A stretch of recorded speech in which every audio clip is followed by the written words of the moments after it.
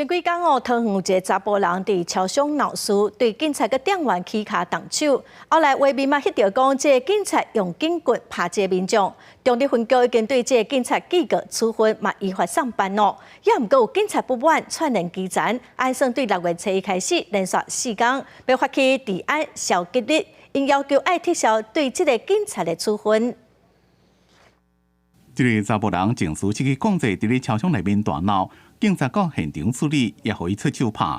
尾啊，警方喷辣椒水给压制了，又搁用警棍解拍，互人质疑执法过头，引起舆论的正反论战。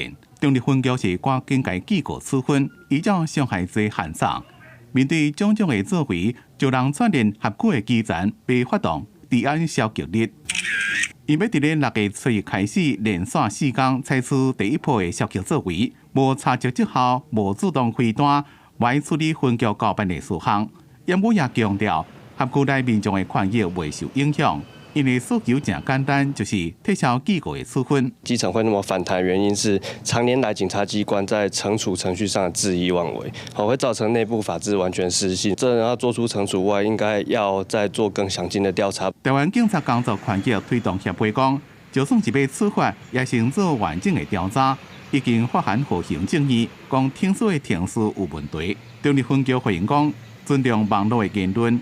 各界鼓励或者是指责，因拢感谢也接受。强调分局内面所有人拢正团结，袂因为单一事件受影响，士气也袂受到打击。顶多是警政署长黄明昭态度正低调，只跟他讲，伊搁再对外说明。我对外说明，我在对外说明。